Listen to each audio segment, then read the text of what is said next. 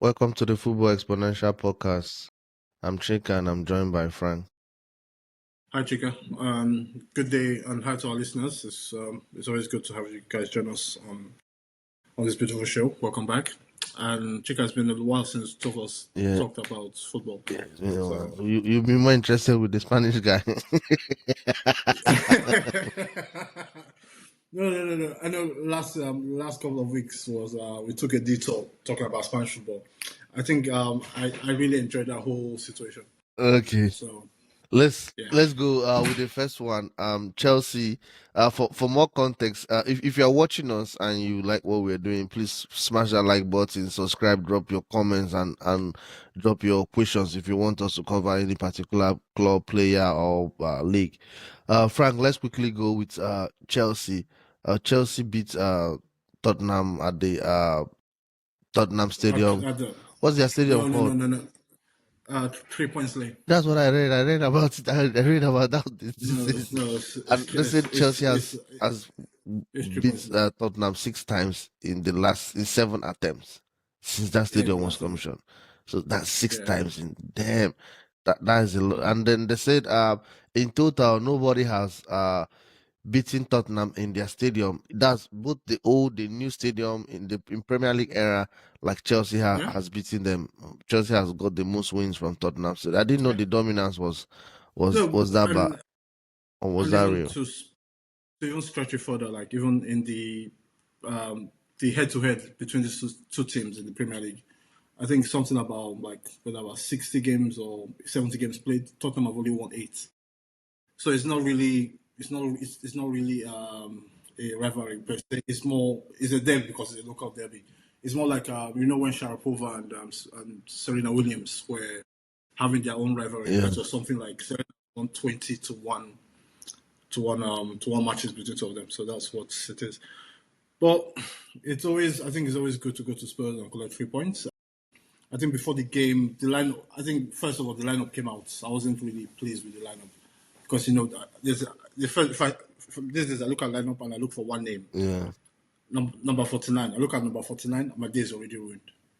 If number 49, no Garnacho. If Garnacho is starting, my day is already ruined. But I had a lot of apprehension with the lineup. I just like what, I always, unlike most Chelsea fans, I don't have trust in this coach. I have a lot of trust in him. But you know what? Let's see it. And I felt like we dominated Tottenham from start to Yeah. finish. Yeah. Like we no we no we I think it's a bit disappointing because I felt if we had more conviction in our finishing, Yeah, would have we scored like more. we Yeah. But that like tells you it's not on the coach, it's on the players. It was yeah. total dominance. Yeah, extremely total dominance. Yeah. And the XG between two teams, Chelsea was somewhere between 3 and 2 points, 3 and 2 point something, and Tottenham was 0.05. No, That's one of the lowest. before Richarlison was brought in and Christian Yeah, Romero was brought in, Tottenham was 0.01.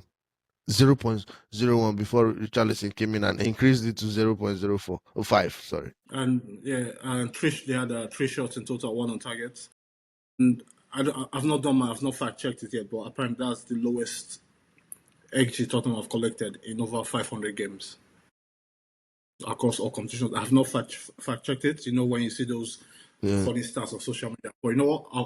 I'll go with this one. I believe it. But again, I think it was a good performance. Caicedo, like Yeah, he was.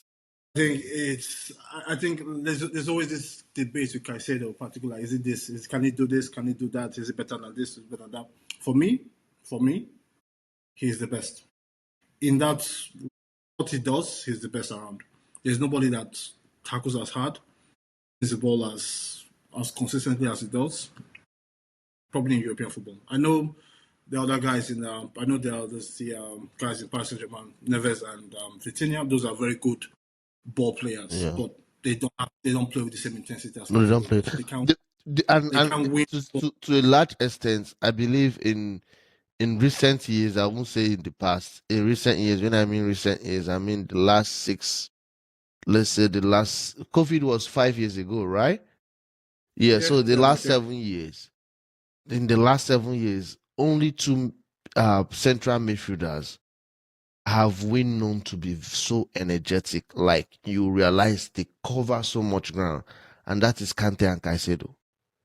I, Yeah, I, yeah, I yeah. can't remember any other central.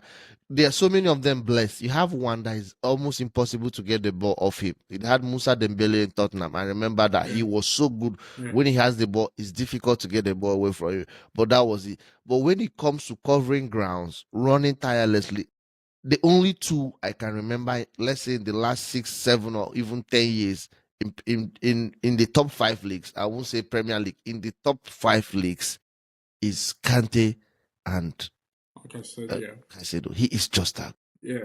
He's and even like the way the intensity, the aggression he showed in winning the ball, not once, but I think twice, and then the clarity to then set up Joao Pedro for a good finish for the winning goal. That was very good to see. And also the I think the defense, because there's always the conversation with Chelsea's defense, because it's shown it's not been consistent enough in particularly this season. And I felt Fofana had a very good game. With James was I think the Caicedo, James, I think those guys are top. I'll put Cucurella in that situation as well. Because Like those are Kudus had a quiet time. Yeah. like and yeah, this is Mohamed Kudus who's very good at take ons and creating chances. He had a very tough game, but and I feel like it's a game where if Palmer played, like I think Palmer leaves with probably like 1 or 2 or 3 goals. Well, I don't want to we don't want to be a bit greedy, but again, it's good to get 3 points back to winning ways. Sanchez, I think Sanchez was amazing. Yeah. Sanchez was very good, and just to point out, I don't know if you noticed because this whole we've in the previous 2 games we considered goals from a throw-in.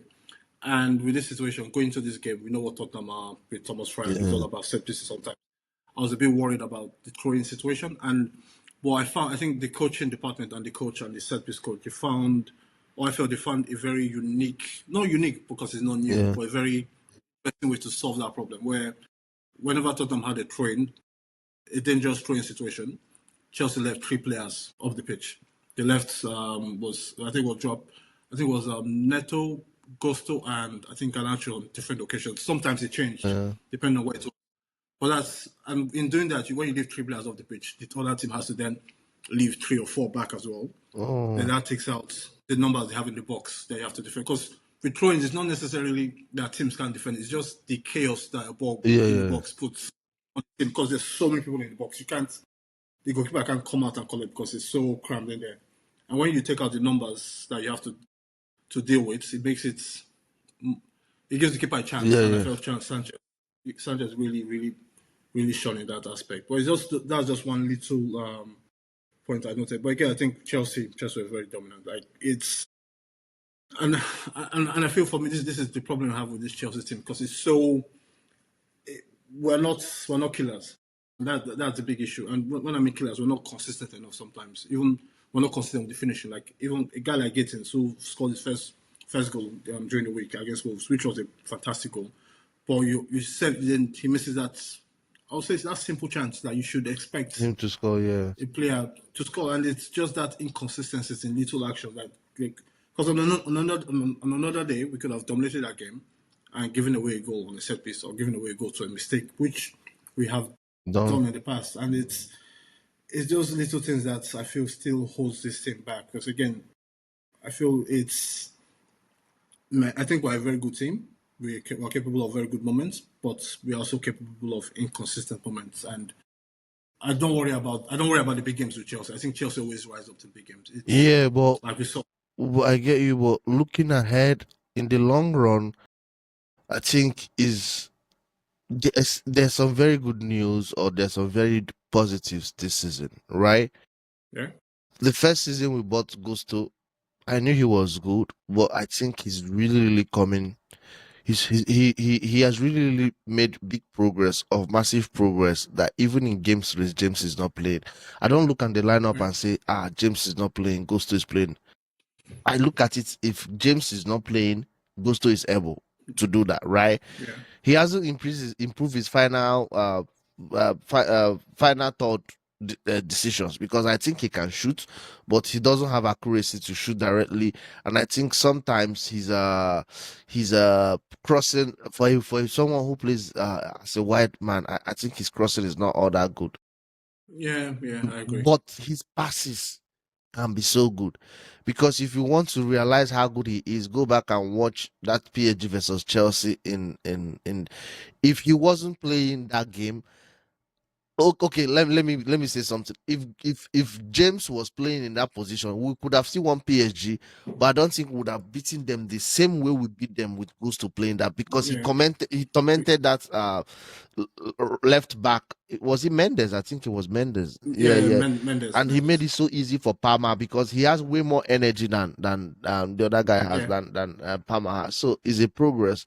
Then I told you I started falling in love with Achimpong, that I just want him to be in the lineup, because he reminds me of Rafael Varane and yeah, certain yeah, yeah. players, a poor play. But also it's good for Fana, because I didn't. It's a good test for him. I think, because I'm starting to get tired of Tosin. I won't like No, psychologically for some I time. don't Yeah, like it's.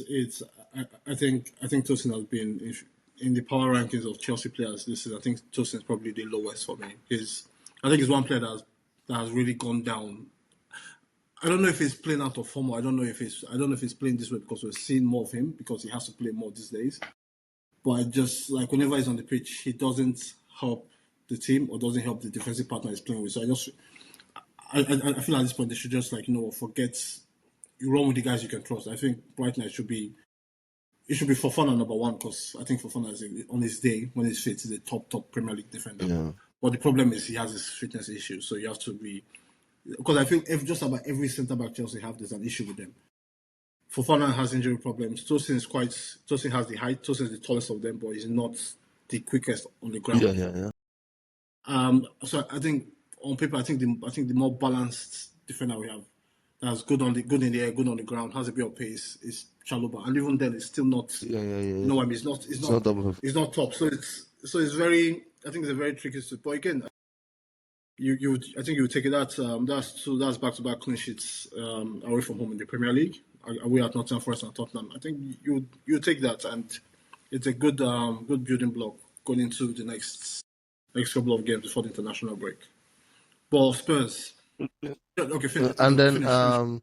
if they get a win in Quarterback to tomorrow or on Tuesday It's or on Wednesday, Wednesday it will night. be a Yeah, massive good news for them, because yeah, in this system of Champions League, when you get a small team, you have to crush them and get those points. You never can tell. exactly. You don't leave any points on the table against those Particular, those yeah, those small teams. And also, I won't want that. I want maybe one English team to be left behind to play the playoffs. I won't want two English teams, because there's always the danger of two of them meeting together. Because if for the first time in my life, I think I didn't believe you that I'm supporting English teams in the Champions League. I always do. No, I've never No, been doing it. I've no, never. But I always do. I always naturally, do. understand. I don't naturally this season. I'm supporting because of the coefficient. I want all of us to go so we can have 6 points. No. Don't worry about the coefficients. I think the coefficients is as good as the English teams have that. But Tottenham, I think on this platform, on this podcast, we are big fans of Thomas Frank, Yeah. and I'm a bit confused, and at the same time understand a bit of the criticism or the issues he's facing at Tottenham. I think because a lot of Tottenham fans are not, I won't say turning on him, but No, they're, they've they're not yet. turning on him. Yeah, They're you can say that. many of them fans You are can say turning that. on him. And it's almost like I feel I'll put Tottenham and West Ham in this same situation where it's not about where they finish, it's not about how big they are, but I feel they have this idea of how they want to see that team play. They want to see that team. So you say if Tottenham had gone there and lost that game by 3 goals to 2 or by 4 goals to 2, they would they would they'll be happier that way than what they saw. And again, that's an extreme because that's not how any good football team should be playing. Because they didn't create anything, they didn't have any impact on the pitch, on the game in an attacking aspect. But I feel with him again, it's still. I think Thomas Frank is a project He's manager. the project He's a manager. manager you. He's a manager you get in. You trust him, you build the culture around him and his ethoses, and you allow him spread that across the team. But the problem, and why I feel he's been let down a bit, is because I don't think Tottenham particularly have a very good attacking team. If you take away, I think Mohamed Kudus is probably currently the best attacker on that team, and that's he has only one goal so far this season. So yeah, finish up. No, so it's I know again. I know people will look at but it's the coach's job to get you to this attacking position to get the attack clicking. But I look at it's still, at the end of the day, it's still you've seen the quality. I firmly believe quality on the pitch dictates about 80% of the results we see in football. And if you look at you're starting with Xavi Simons comes on. It comes off. He doesn't start the game, which is already a red flag. I saw that lineup. He doesn't start the game. He comes on in the seventh minute, and gets substituted again in the 78th minute. Like this is their marquee sign. This is the attacking player. That's the crown in the jewel of that team, and he's not had an impact. I think if Florian Wirtz is struggling at Liverpool, I think Simons is a lot worse at Tottenham. Yeah.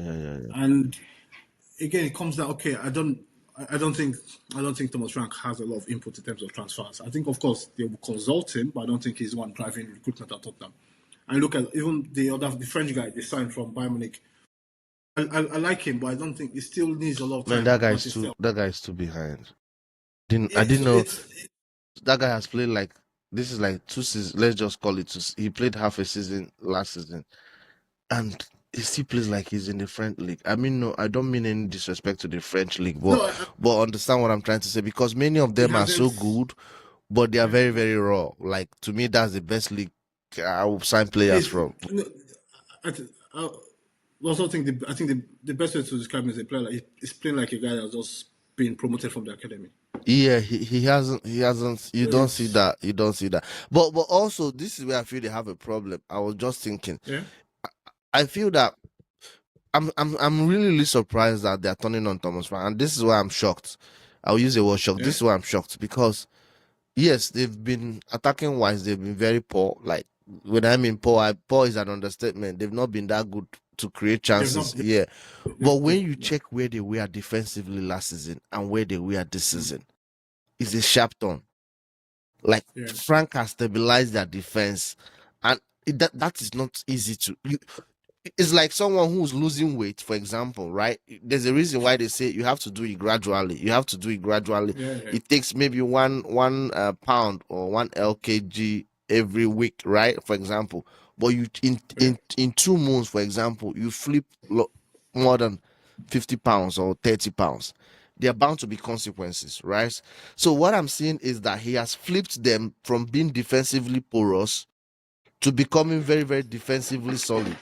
So in essence, they've become so defensively solid that they've lost some of those attacking instincts or attacking characteristics or features that made them so deadly or made them so good.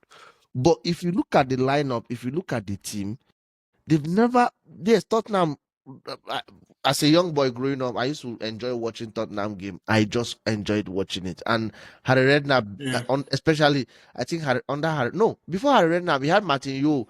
Under Martin Yeo, he made Martin Yeo, Harry Redknapp, they made it so enjoyable.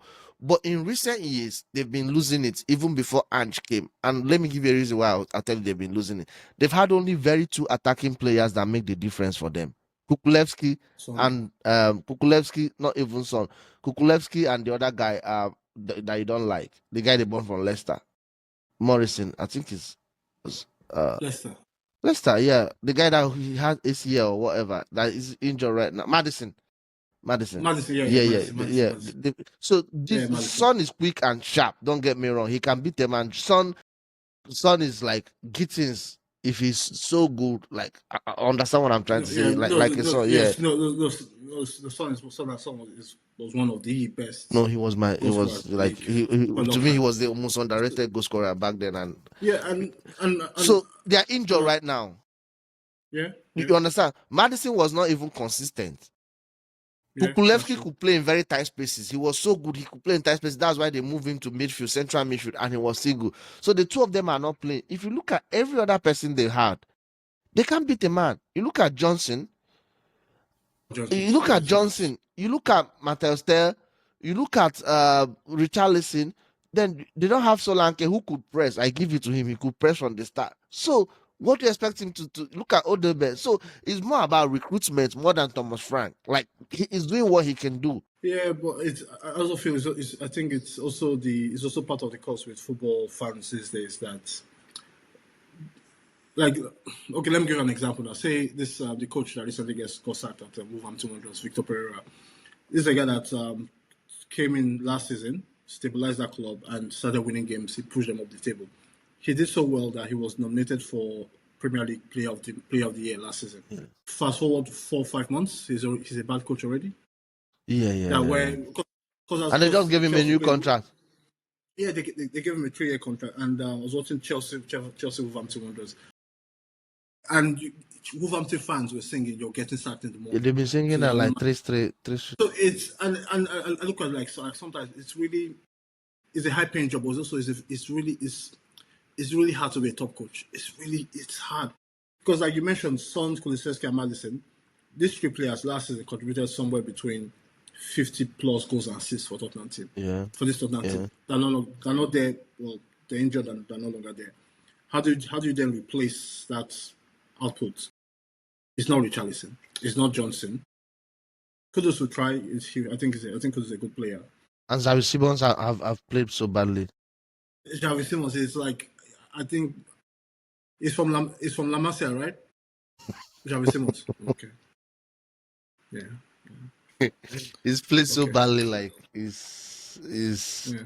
so I don't. But to me, if I'm them, I think to me, on a personal level, if Tomo Frank qualifies for the Conference League, that's he finishes seventh this season, and he makes it to the knockout of the Champions League. I think he's had a good season. Yeah. That if he Yeah. does, Which is sure. And because also feel I like still it's trust Tottenham over Bournemouth, even if Bournemouth is playing better for the whole season yeah. when Yeah. the chips are down. I agree. And also and I know a lot of fans will disagree with this because again it's let's not forget the reality of it is they finished was it 16th last season. You just can't make that leap Yeah. in 4 months. It will take a bit of time. Okay, but let's go to Arsenal. Title favorites Arsenal. Did you catch the game? Yeah, I just if there's any segment I dislike talking about, it's It's a Arsenal. segment Yeah, because I don't want to give them the credit they deserve, but they deserve every credit. I think. I think I'm happy giving Arsenal the credit because I think I was doing this. When you do your hit watches, and silly me, I decided to watch Arsenal against Burnley as a hit watch, and it was such a pointless No, exercise I because called Arsenal you. I don't. remember I called you. I called you the first 5 minutes, and I say I smell an Yeah, upset. I remember before I could finish what I'm saying, you just shut me up. You just said, "Man, Arsenal are winning this game." I'm like, "Look at Burnley. I think they can play a defensive game." You just told me, no, "There's no way." Arsenal. Before I could get to my car, and they've already scored, and I think it was a corner kick also. Yeah, it was a corner kick. Gokores finished quite well. But I think with Arsenal is and again like with Chelsea, Arsenal could have easily won that game by 4 or 5. I think they created a lot of chances. For people who talk about Arsenal just creating chances from set pieces, they created a lot of chances against Burnley. They could have won by more goals. But I think for me, what really stuck out to me in this game was one player. Also, well, two players in a way, but one of them is Gabriel. And for a long time, I've been on the side where I think Saliba was the better defender in Yeah, that yeah, game. yeah, yeah. But in the last 6 months, I've gone the other way around. I feel Gabriel is Yeah, yeah, the yeah, master yeah, in yeah. that back. And there was this moment where after they had scored, they were defending a throw-in, and I think this was one of the few times where Burnley went up the pitch, and Burnley flooded the box. I mean, they had about 6 players in the box, and Kaoka took the long throw. The header Gabriel went for, like he's like athletically, no, athletically he's a freak. Yeah, No, he's like Giannis. the leap he had on the leap he had to get to that head, and he cleared the ball. And from that action, they go on the other end and they score the second goal. And that's just I feel the difference they have, where they are magnificent in both boxes. I think they've mastered the art of being.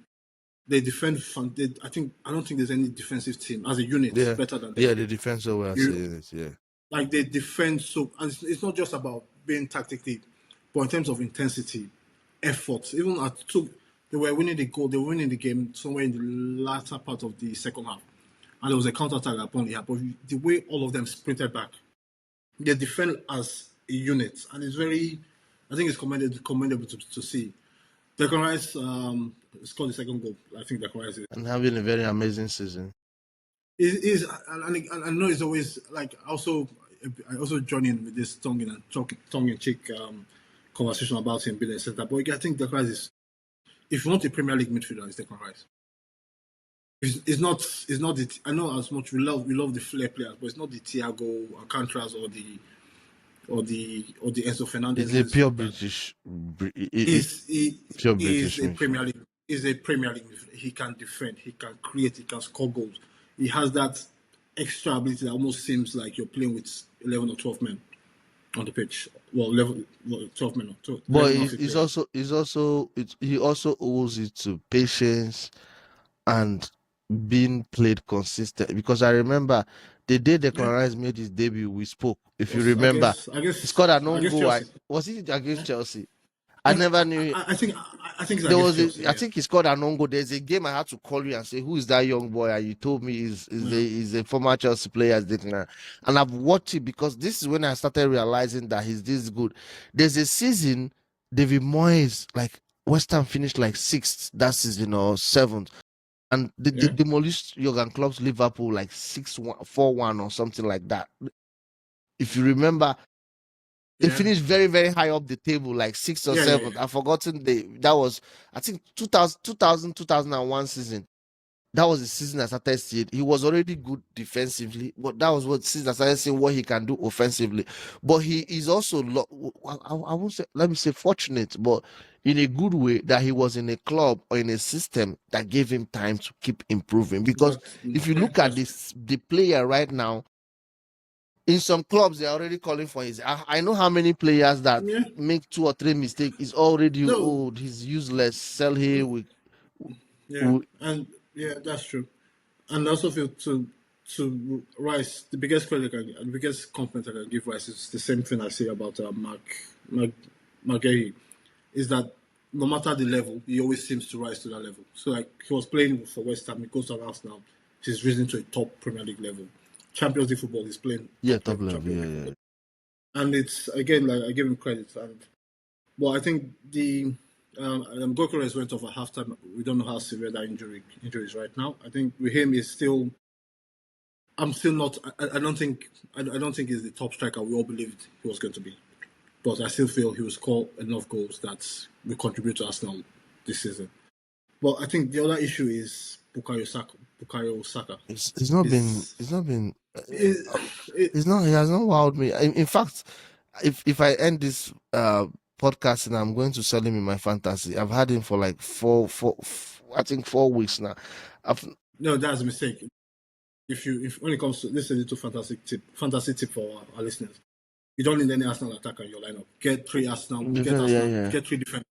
Get Gabriel, Raya, and Calafiori or Timber. Get those. Yeah, I have Timber and Raya. I'm going for Gabriel. I'm selling Saka. Your banking points. So yeah. What do you think is the reason for that? Is it that? I think it's. But okay, I think you can look at it both ways, and I think you look at it as a positive that Arsenal performed this well without Saka being the main protagonist in this season so far. But at the same time, you can just look at maybe he's playing like a player that has played a lot of games in the last few years.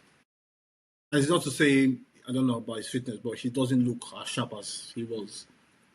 But that doesn't sound good if you say that, because if you look at Fabregas, look at Rooney, I'm scared. Like not everybody's like Messi that still plays a lot of games and still remains the same. And this is why I feel like because there's this conversation about player welfare and player care. I will always say sometimes players are not doing enough to, like, they're not doing enough to look after players. Because I feel like, you know what, you don't need Saka in every game. Yeah. I think if Saka had not played that, and I know they also have injuries. They have a few injuries to the white players, Madueke and Martinelli. But you have it's in Nwaneri. He can come in and you have to find, because again you expect Saka to start Premier League, start Champions League, start Premier League. He'll go away with the national team for the next international break. He will likely start one of those games with England, come back again. So I think club needs to find that balance with their players, and I think even with Chelsea, I think it's one thing that even I might not like it, but I understand the fact that these young kids, Extevals, Kittens, they can play on a Wednesday and play on a Saturday. Yeah. You need to find, because I think something a lot more teams need to think about. But I think Bissaka is a very good player, but I think he's not just. But everybody's quiet right now and they're seeing it. Watch them have a bad game and lose. You will see everybody start talking about Saka. It happened with Liverpool where Salah wasn't really performing well. Well, he scored like 2 or 3 goals and then they kept winning. But once you have a bad game, you see everybody starts observing what they never saw. So okay, let's go to the next one. Do we talk about Manchester City? Yeah, let's talk about Man City. I think Man City, Bournemouth. It was very. I feel the game lacked a bit of intensity but again, Erling Haaland. I think right now Erling Haaland is the only hope against an Arsenal Premier League title. Yes, Erling Haaland is my great white hope. Yeah. To stop Arsenal from winning this Premier League title, and again he gets 2 goals on this day. But what I don't understand from Bournemouth is, and I feel this is the genius of Pep Guardiola, where he's gone the opposite. Oh, you know what? We know what our main strength is, Erling Haaland. Mm-hmm. So how can we get this guy playing? How can we get the best out of this guy? We alter the way we play. We sit a bit deeper because we don't have the guys that can press the way we used to press. We can't control games the way we control games in the past. So we drop our defensive line a bit deeper, allow these teams, or invite them to come and play football with us.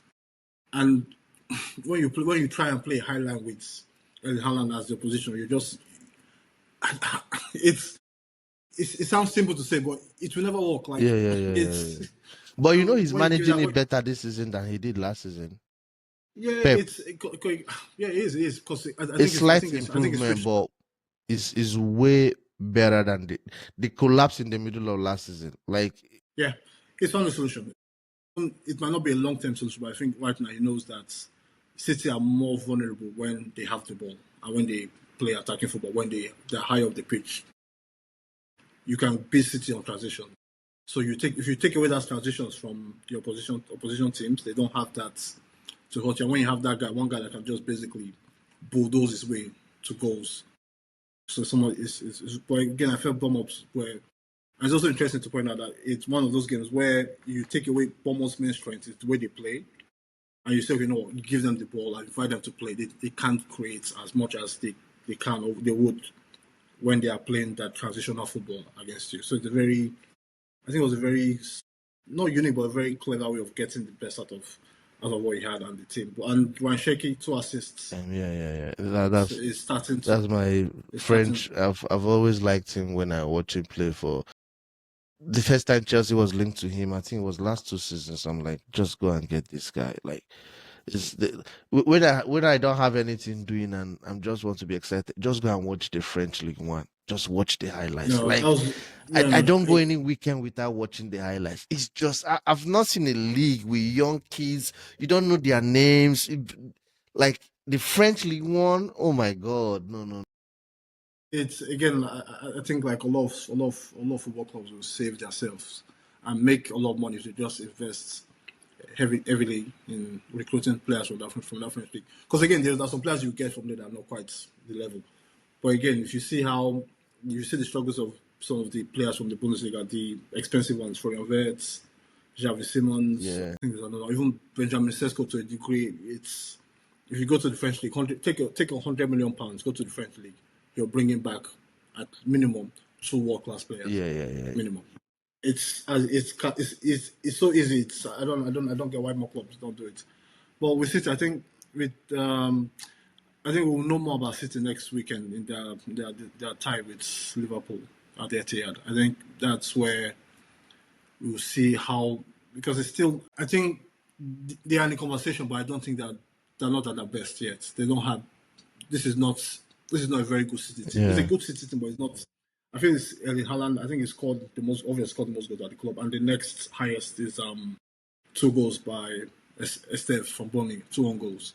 So it needs Foden, Shekis, Mamouche. Again, I don't know what's happened to Mamouche. Obviously he was injured, but it's still. I think the fit for him in the club is still a bit Yeah, yeah, yeah, yeah, questionable. yeah. And also, So we'll see. But it doesn't help you play so many positions. It just it doesn't. never, Yeah, yeah. it, I it, don't.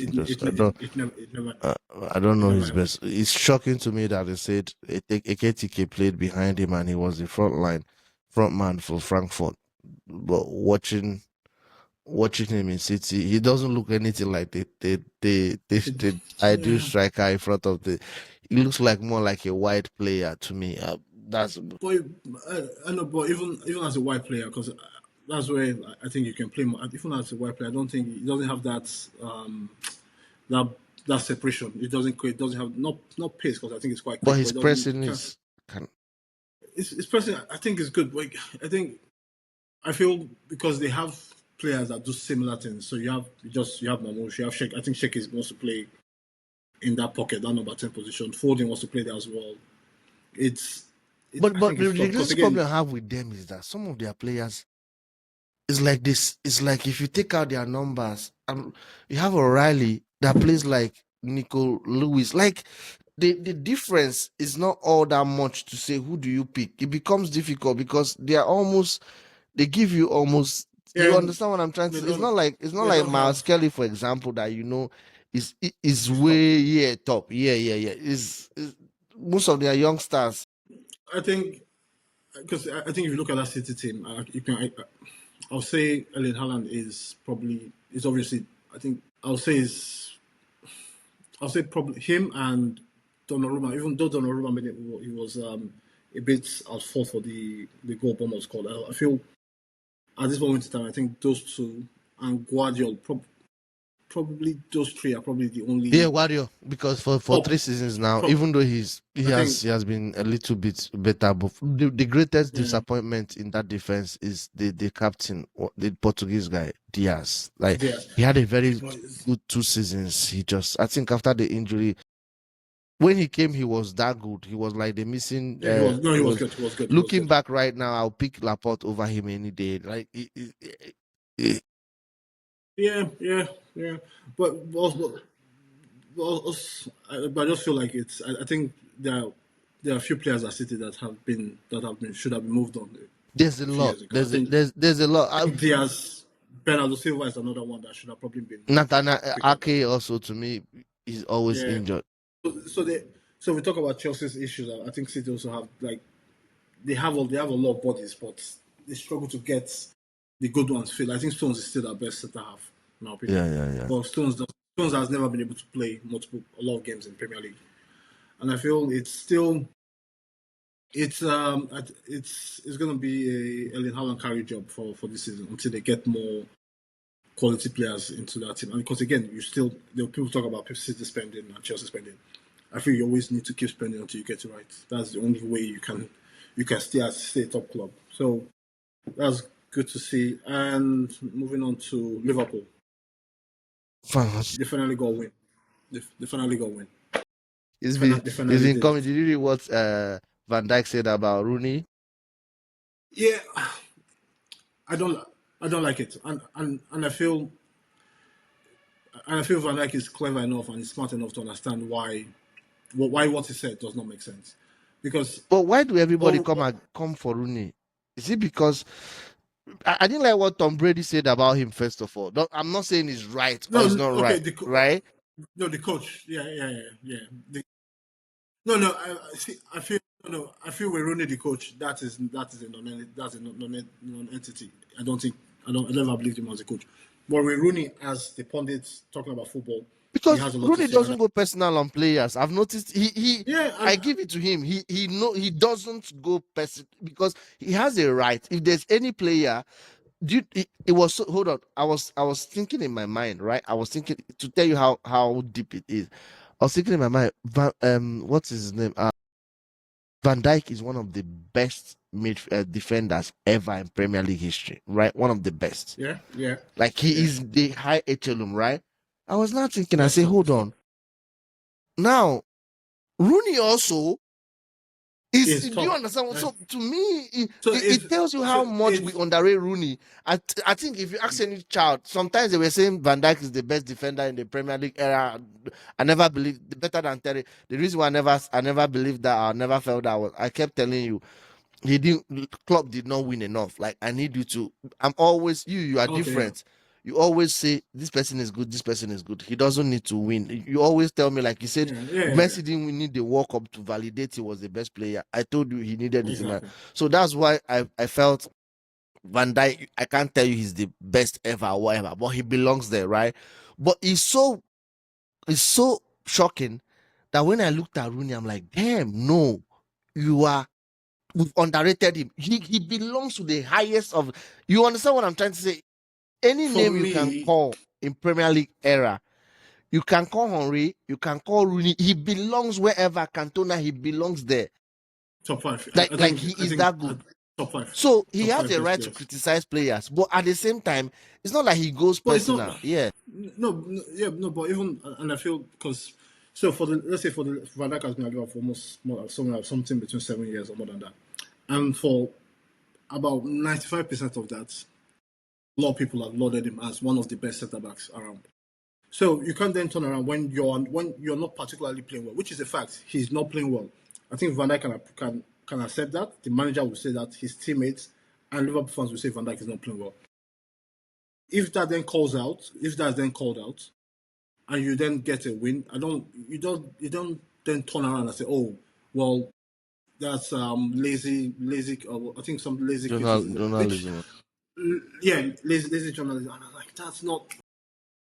It shows to me. I think it shows you're sensitive. You're Yeah, sensitive to he's this matter, sensitive.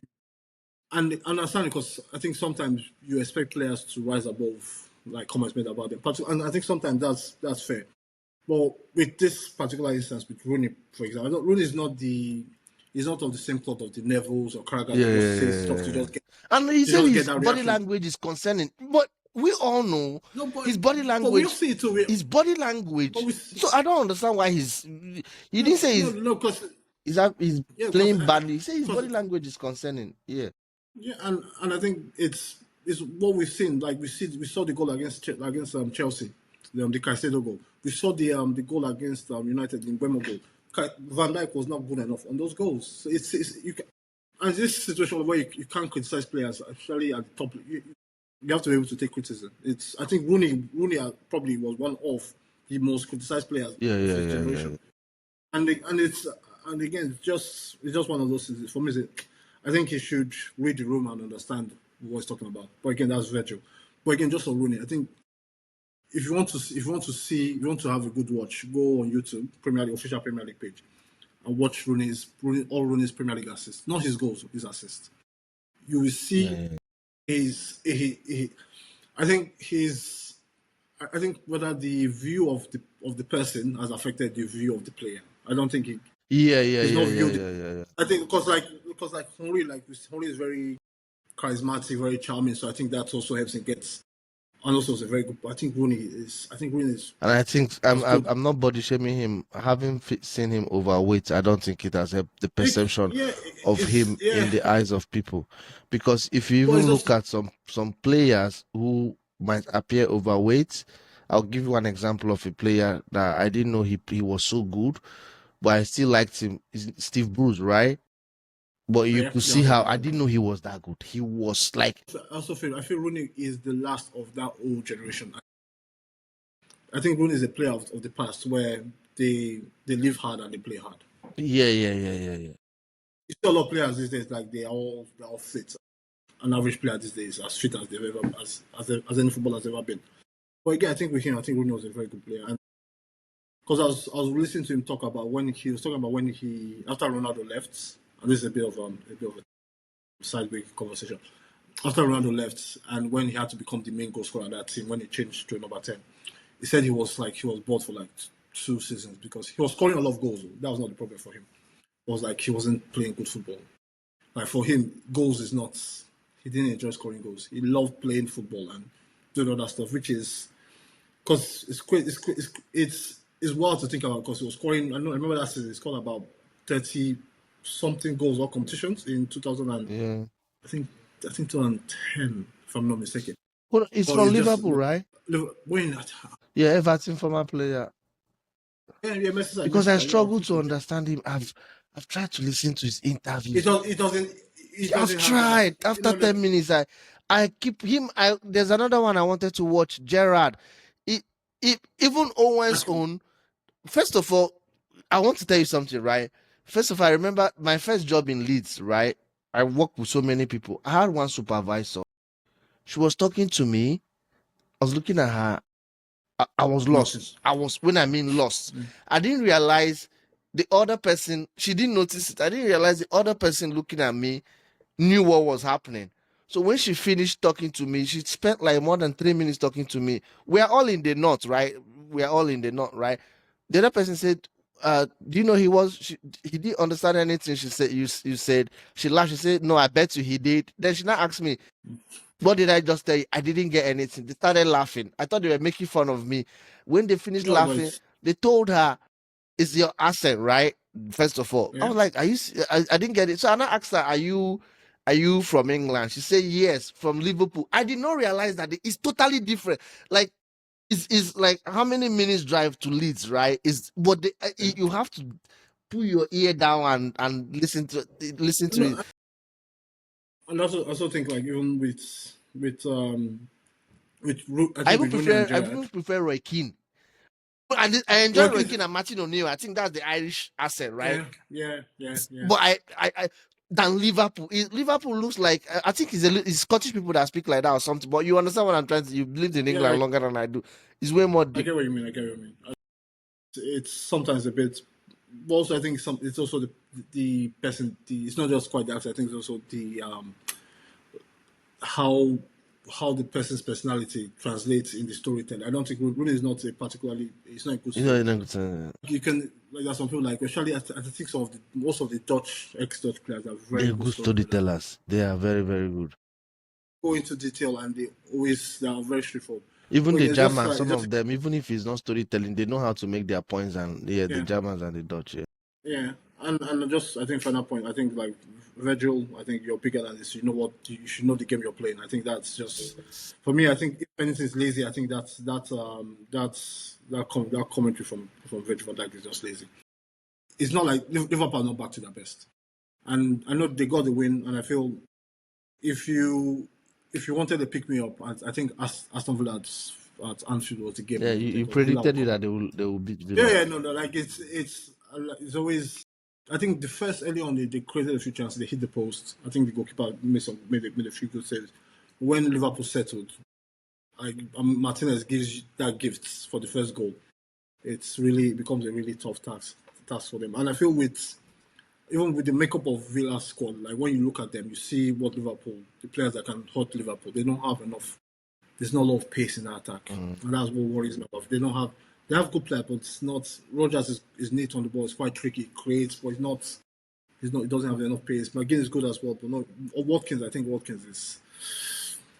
It's not. I think it is. I don't even think he I might. Do think you think he will make the it's World tough. Cup? His form has not been.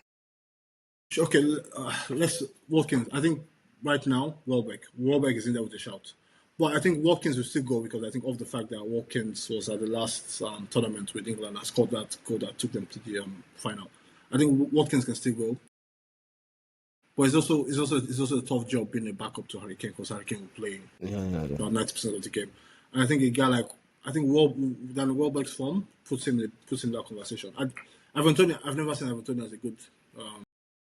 as a good international football player, particularly for England. It's not to say he's a bad player, but it's not just like there's some good players you watch at club level, but you just know they can't translate it to the top to the international level. But again, he's a good player to have in the national squad when it comes to penalty shootouts. Yeah. I haven't told you, they're very, and even Dan Welbeck as well. So I think that's for Tuchel to That's took figure out. whoever But called up whoever. I don't think Welbeck has been called up in almost. I think the last call up he got was probably when Roy Hodgson was But the there. problem I have No, with I think Welbeck is his speed. His speed worries me. no. Well, He doesn't like. If you watch, I don't no, know but how Brighton have been able to win games. He has lost it in terms of pressing. Maybe others press for him, but the what is intelligence is deep. yeah, Is the when intelligence. I mean very very deep, because he can stay behind and give you those passes. With Minte, I think he understands the system more. With Minte and Mitoma, that's an ideal partnership, because they can It's go to central yeah, positions and then he just gives them the yeah. pass. And I think with him, like it's not. You won't expect him to be starting games. He's a player like you just want But to have international as. football I is think slower, though. yeah, like you can, again. I think even when he was, I know when he was quite younger then, but when he was a bit younger at United, he had. I remember there was a game like he had a good impact for the England national team. It's still quite, but I think in the box there are very few English strikers that attack the box better than him these days. He Yo, has when that. you watch him, I was listening to them. I was checking his goal scoring record. It is so poor compared to what he does. You don't judge him on goals. And My brother once told me, yeah, you don't judge Heskey on goals. Don't get me wrong. I wasn't a yeah, Heskey. I wasn't. He in yeah, terms of, yeah, he had, to me, the two things Heskey had was he knew how to play with Owen. I think they played under whatever from like under 17 all the way up, and it was a physical menace when it comes to area battles. He was, but with the ball on yeah, his feet, it wasn't good enough to me. But if you watch Welbeck, yeah, yeah. right, he is like, I can't believe that he didn't score more goals than what I'm seeing. If you check his goal scoring record, But it was also, but he also had like he had a very tough start with injuries. Even when he was at United, and when he moved on to Arsenal, injuries was always big worry. But I think it's always been a player I like, because I remember when he made his, because I think I'm showing my age now, but I remember when he made his debut for Manchester. I think he scored on his debut. yeah, who sold him? It was Mourinho, right? No, Van was Gaal. it? No, I think he left. I think it's probably Van Gaal. I think probably between that Van Gaal, It's Van Gaal.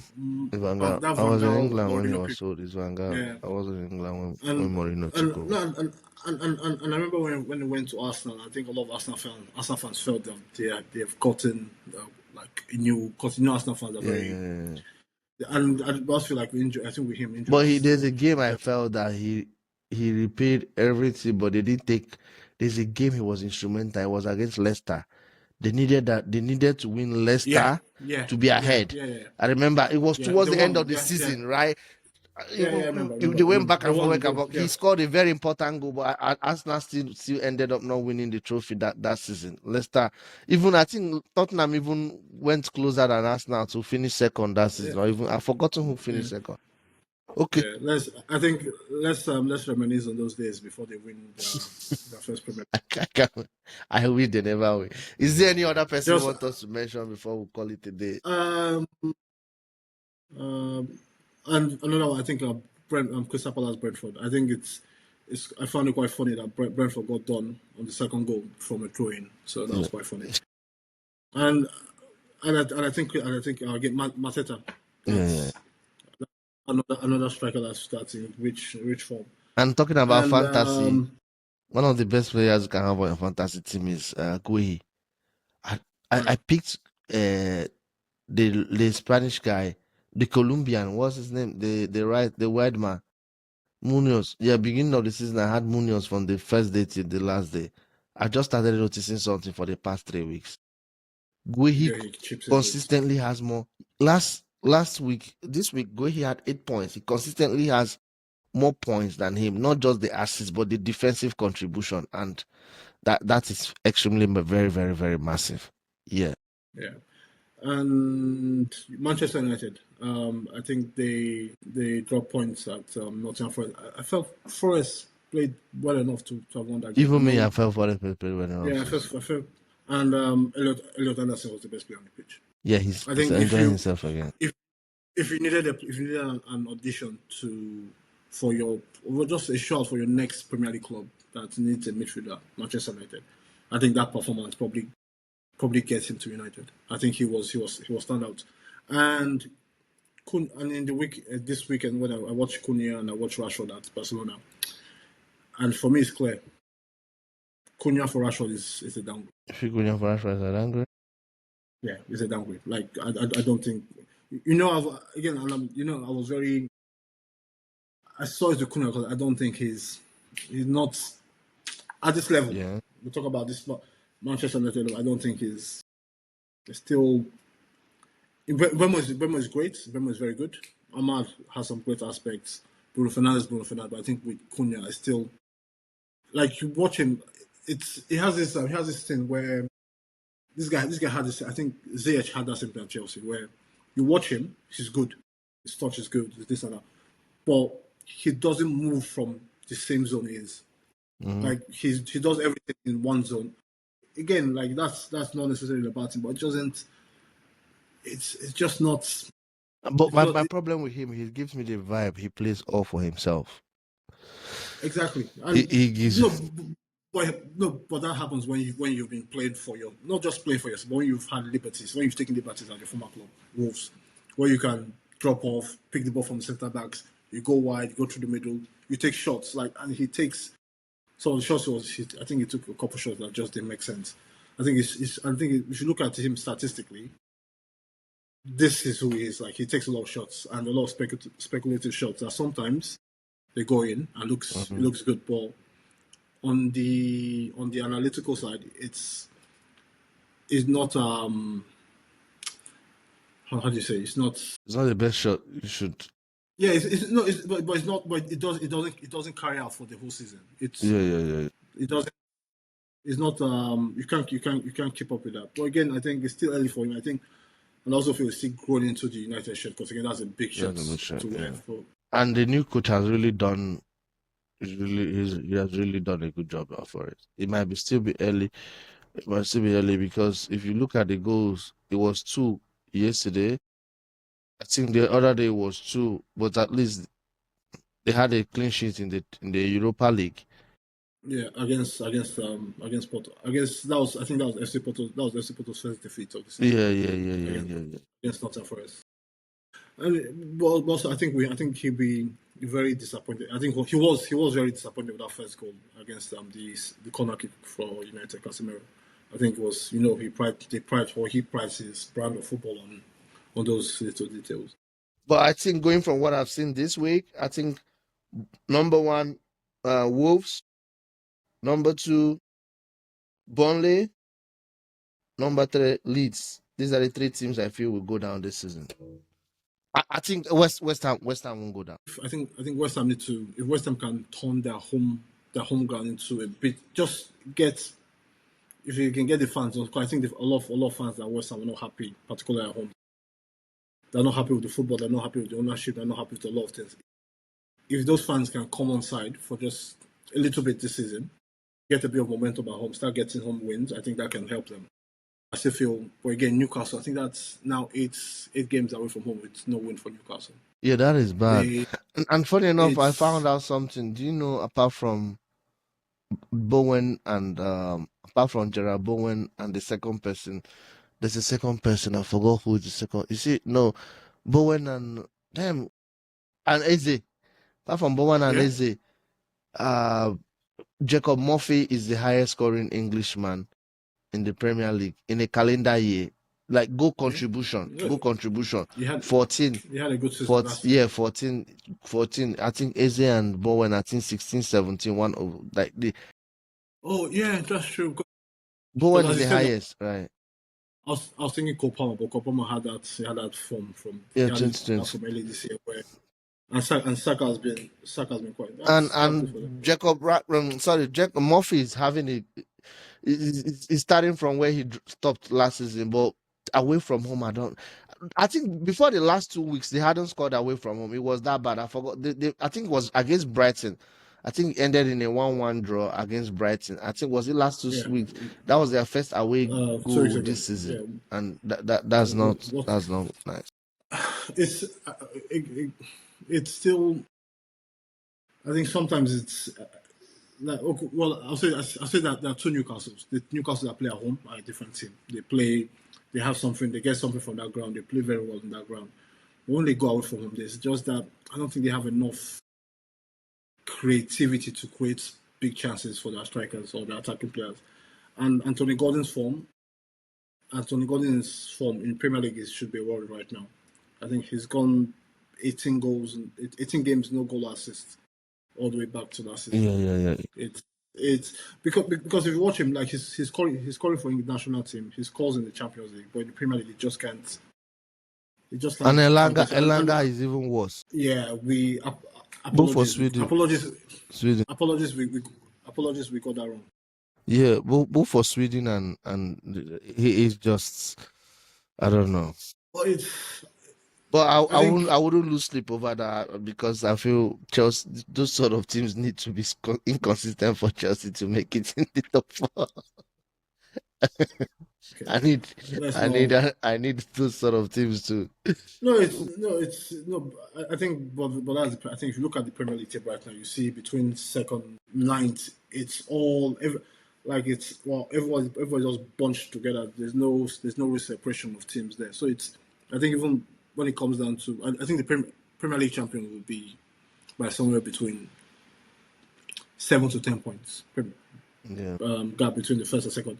But between the third, fourth, fifth, sixth, I think it could be almost about you see all of them separated by like 2 points, goal difference maybe. So again, it's going to be tight. So that should be all for us. Thank you. Join us the same time next time. Frank, Okay, thank thanks. you. Have a good one. Bye bye. Have a good one. Bye.